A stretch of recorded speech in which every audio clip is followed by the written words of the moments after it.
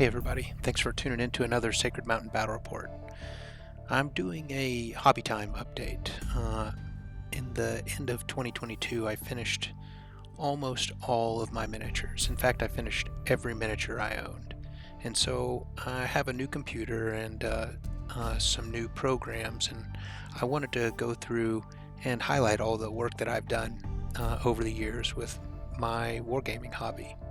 And the first on deck is Dropzone Commander.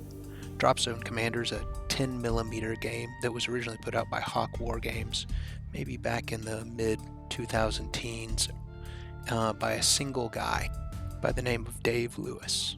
What initially caught my eye about this game was that Dave Lewis created the fluff, wrote the book, edited the book, created the game, play tested the game, did every single miniature, all the sculpting from start to finish.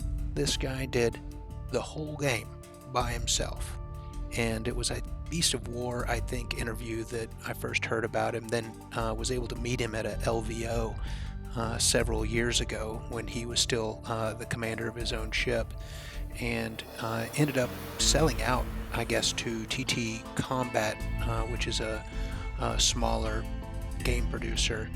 And I guess it's still going. It looks like they've got some 28mm skirmish battles, and then also it went on to drop Fleet Commander, which is a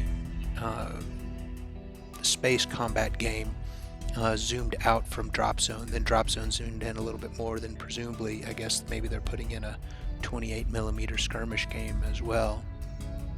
As you can see, I went ham on this game. I mean, I thought this was the bee's knees and was just so in love that it was all one creator. This faction is the Scourge. They kind of came with the basic set. The box set was really fantastic. It came with like these fold-out buildings, play mats, everything, absolutely everything. Even came with a tape measure. Anyway, these Scourge are close combat specialists.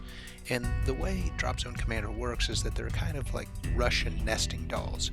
You have troops and transports in dropships, and they come in and you have to search these buildings that are generally in urban areas.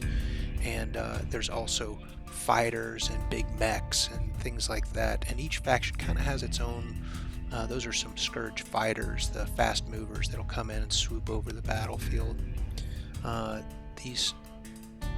This game is really has a cool tactical flavor. The buildings are destructible. You have weapons that are really good at anti-aircraft or good at anti-tank, and each faction really has its own flavor. This is the Shaltari. The Shaltari are this ancient race that kind of, if I recall correctly, they kind of look like porcupines. I think they're only about 3 feet tall, and they are hyper advanced. They are the most advanced species in the galaxy, and they use teleportation to get onto the. So these are the drop ships. These guys use those central purple crystals, and they basically teleport a transport onto the battlefield rather than it disembarking like the normal transports. So about half these buildings came with the original box set, and you can see they're cardboard and they just fold out. You can see that gray streak across the back. That is a foreground. Oh, and this big skyscraper here, that's all MDF terrain made by the former company Gale Force 9. And man, I just really had a lot of enjoyment building those. It's just a shame that this company didn't succeed. It really scratched the itch.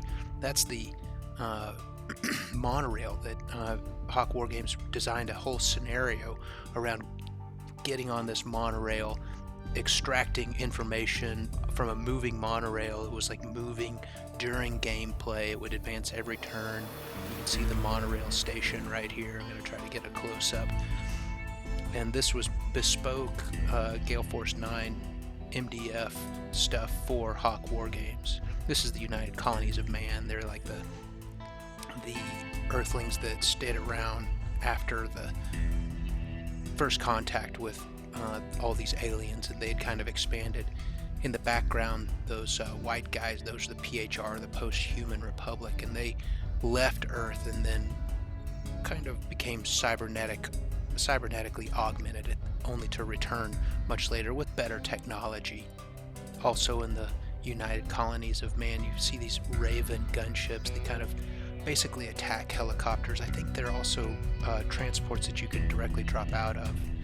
The guys with the blue, those are anti-tank weapons and anti-air weapons. This is a kind of a big model for Dropzone that releases all these drones. There's also some cards associated with Dropzone where you can get personalities and bonuses that give you some in-game buffs. The other big part of my hobby is making sure everything's stored correctly.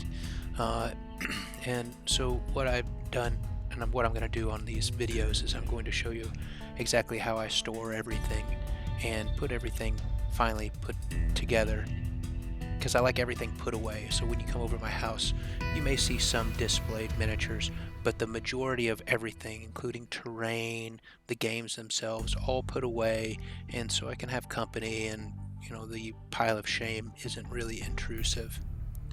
Anyway, I hope you guys enjoyed watching the video, and thanks for tuning in to another Sacred Mountain Battle Report.